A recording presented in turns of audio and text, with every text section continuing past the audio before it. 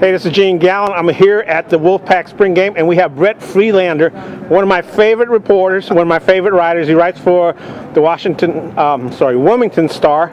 Washington Post would be good. The Washington Post. And the game's over. And Brett, what do you feel about the game? What were the high points, low points? The biggest thing is that NC State, under Dave Doeren and his new staff, have got a long way to go. This is obviously a dress rehearsal. They've had 14 practices. They haven't put in more than a fraction of the offense and defense, but you can see right now a lot of talent on the defensive side, and I think that they're a lot further ahead defensively than offensively right now. Whether that's a good thing or a bad thing, we'll see come fall. The quarterback situation, I think that was what everybody was looking to see today. Who was going to step forward, where they're going to be. They've gone from Russell Wilson to Mike Glennon, and the drop off today really seemed pretty significant. Manny Stocker, sophomore, got a couple of snaps last year in garbage time. Really looked like he had a lot to learn. I think he was 4 of 10 in the first half. I haven't seen the final stats. He had an interception down here at the end zone where he made a bad decision, but he did redeem himself with a touchdown late in the game. That seemed to help his confidence going into the off season. He's got, like I said, a lot to learn, and it's more than just the terminology and the structure of the new offense too. He's just got to get a feel for the college game. I think that last year's experience really didn't help him that much because he just didn't play that much. Pete Thomas is probably going to be the leader coming into the fall. He's played 2 seasons as a starter at Colorado State. He had today one of those days where he looked pretty decent at times. He also had a couple of drops, and then there were a couple of plays that he would like to have back. It's also, I think after the game, he spoke about thinking too much. And it's not to the point where the offense is instinctual. He's got to think, and when you start thinking, that's when you get into trouble because you're that split second behind. As far as the rest of the offense is concerned, a lot of turnovers. There were 5 fumbles today and 1 interception. And if this was a real game and they would have fumbled the ball 5 times and got intercepted once, it was going to be an L. And so that's something that they've got to clean up regardless of what kind of offense they run. You just can't have those kind of mistakes.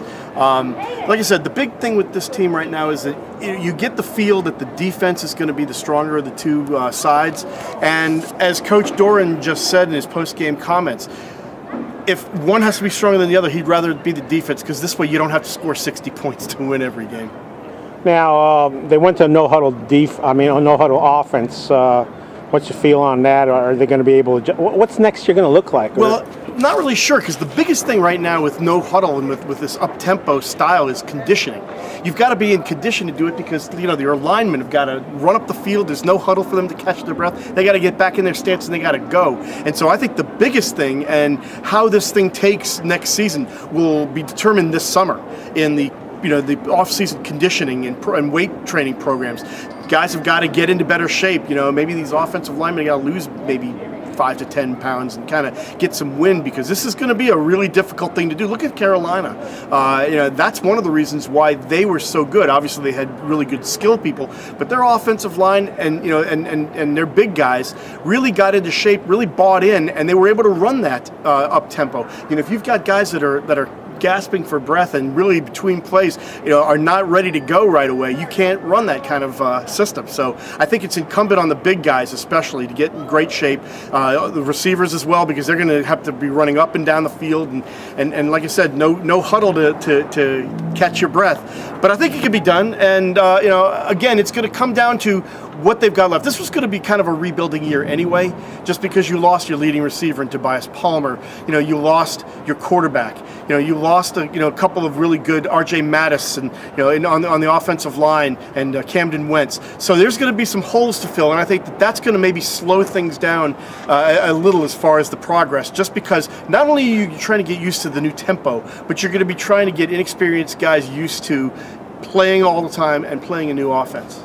Talking about new guys playing new positions, new offenses, this coaching staff is probably one of the youngest coaching staffs in the ACC. We talked about this earlier. How do you think that's going to play out in the regular ACC season or during the entire season? First of all, I think it's going to play out really well when it comes to recruiting, because I think you've got a group of guys, especially the assistants, guys like Clayton White, who played here and who's recently retired as a player. I think that's going to be great for relating to kids and getting them to come here. I think that's going to definitely help increase the talent pool. As far as in-game coaching is concerned, their inexperience may hurt them a little bit, but it's not like they're going to be going up against the Pop Warners and Amos Alonzo Staggs of the world. I mean, look at the other ACC coaches. I mean, Jimbo Fisher has got a lot of talent at Florida State, but he's only been a head coach for 3 years. You've got Beamer at Virginia Tech, who's a Hall of Famer and a legend. But other than that, Larry Fedora is still a young guy at Carolina. David Cutcliffe at Duke is not all of that experienced. I mean, he's been a head coach maybe 5-6 years, but I mean, there's no real coaching geniuses in this league other than maybe Beamer. But I think maybe it'll take some time to get used to this level, but. Look, they were very successful at Northern Illinois, so you have to take that into account as well. What are your thoughts on NC State designating the game against UNC as the homecoming game? I thought it was a really brilliant stroke by Dave Doeren. I mean, it's one of those deals where, for years you had coaches until Tom O'Brien came along, but both in football and in basketball, that really downplayed that rivalry. And TOB kind of turned it into that rivalry again and really, made it a big deal, won 5 straight against Carolina. And I think this was Doran's way of throwing down that gauntlet saying, you know what, we really do think that you're a rival, and we're going to put a little extra pressure on you, and we're going to make you our homecoming game. And that Larry Fedora is going to make a big deal out of that because that's what he does. And so I think it's going to make an already intense rivalry a lot more fun and a lot more meaningful. I like the move. I like the move a lot. Anything else to wrap this up?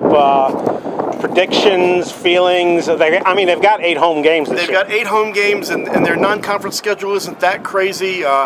Look, here's the thing. It's really tough to tell right now just because this is such a work in progress. Right now it was basically just to get a feel for the coaches and the coaches to get a feel for the players, kind of get a little idea, a little taste of what it's going to be like.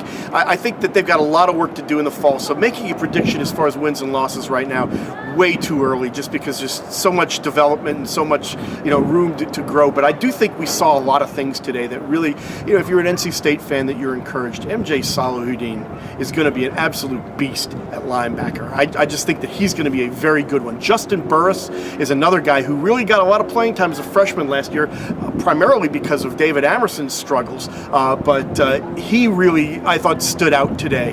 The defensive line, Thomas Teal and McGill and AJ Ferguson, and Forrest West, and they are. If there's one area of this team that's got a lot of depth and a lot of talent, it's that defensive front. And I think that for this defense to be really good and for this team to be really good, they've got to put a lot of pressure on the quarterback and they've got to stop the run. And I think they've got the people to be able to do that. Folks, Brett Freidlander, you can see why he's one of my favorite writers. Wilmington Star, but Brett also writes a fairly regular column on the ACC Insider on the Wilmington Star location, and he'll tell you when an article comes out because you can follow him on Twitter, and what's your at Star News ACC. At Star News at ACC. Hey, folks, it's worth remembering. Follow this man. He'll keep you entertained. Not only will he keep you entertained, but he'll keep you informed. So read his articles, follow him on Twitter. You will not be disappointed. Thank you so much, Brett. Hey, thanks a lot, Gene.